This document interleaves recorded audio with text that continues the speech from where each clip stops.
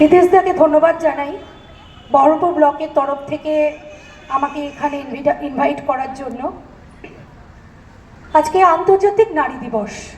নারী আমাদের সমাজের মূল ভিত্তি, যাদের উপর দাঁড়িয়ে আছে। নারী ছাড়া যেমন একটা সংসার গড়ে ওঠে না, তেমনি নারী ছাড়া কিন্তু সমাজও পরিপূর্ণতা লাভ করে না।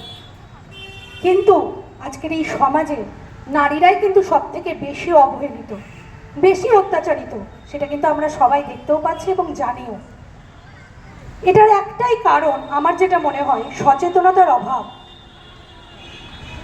একটা বাবা মা কোলে যখন তার সন্তান ভূমিষ্ঠ হয়, সে কন্যা সন্তানই হোক আর পুত্র সন্তানই হোক, সেই বাবা মাটার উচিত সেই দিন থেকেই তাদের মনে একটাই দৃঢ় সংকল্প নেওয়া যে একটা নারী হলে তাকে যেন শক্তিশালী হয়ে উঠতে হবে।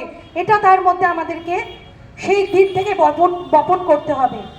আর যদি পুত্র সন্তান হয়, তাকে নিজেকে তো শক্তিশালী হয়ে উঠতেই হবে এবং তার কাছে আরেকটা দায়িত্ব তার বাবা মাকে ছোটবেলা থেকেই অর্পণ করতে হবে, যে সে যেন সমাজের প্রতিটা নারীকে প্রোটেক্ট করতে পারে, সুরক্ষা দিতে পারে। এইটা সব থেকে বড় দরকার। একটা নারীর থেকেও আমার তো মনে হয় একটা পুত্র সন্তানকে মানুষ করা তার বাবা মার পক্ষে বড় কঠিন, কারণ তাকেই সব থেকে বেশি আগে শিক্ষা দেওয়া উচিত যে একটা নারীকে যেন সে সমানভাবে সম্মান দিতে পারে। তাহলে আজকে আমাদের সমাজে যে ঘটনাগুলো ঘটছে, আমার মনে হয় সেগুলো ঘটবে না বা অনেক পরিমাণে কম ঘটবে। তারপরে আসি যেটা আজকে আমাদের সমাজে সব থেকে বড় চিন্তার বিষয় হয়ে দাঁড়াচ্ছে, চাইল্ড ম্যারেজ এবং টিনেজ প্রেগনেন্সি।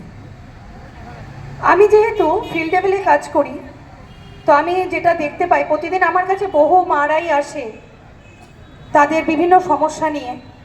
তো প্রচুর মা আসে যারা 14, 15, 16 বছর বয়সে আমি দেখি তাদের বিবাহ হয়ে গেছে।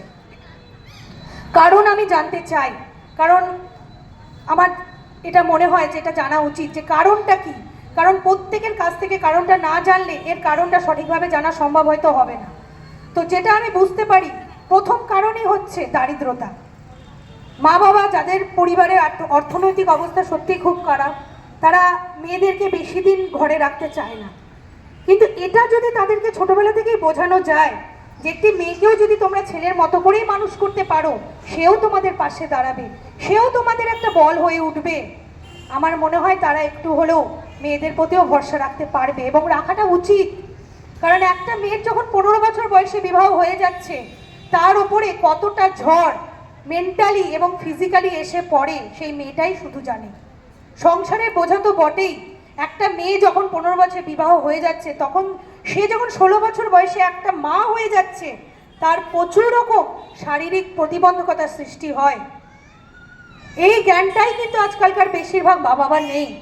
তো আমাদেরকে এটাই উচিত, তাদের মধ্যে সোশ্যাল অ্যাওয়ারনেসটা আরও অনেক পরিমাণে বাড়াতে হবে, আরও অনেক পরিমাণে সোশ্যাল যে ক্যাম্পেইনগুলো সেগুলো করে উঠতে হবে।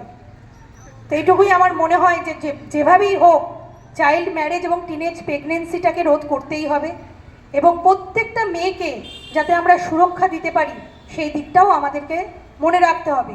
কারণ আজকে 2025-এ এসে যেখানে সুনিতা উইলিয়ামস মহাকাশে কাটাচ্ছে আজকে দিনের পর দিন, সেখানে আজও একটা 15 বছর বয়সে মেয়ের বিয়ে হয়ে যাচ্ছে। এটা শুনতে কেমন হাস্যকর লাগে না? হয়তো লাগে। তো এটাকেই আমাদেরকে সবাই মিলে গোটা কমিউনিটি লেভেলে আমাদেরকে এটাকে প্রতিরোধ করতে হবে। আর বিশেষ কিছু হয়তো বলবো না। প্রত্যেক নারীকে আমার তরফ থেকে অসংখ্য প্রণাম, এটাই আমি জানাতে পারি, কারণ তাদের জন্যই আজকে হয়তো আমরা এই জায়গায় দাঁড়িয়ে আছি। ধন্যবাদ জানিয়ে এখানেই শেষ করছি।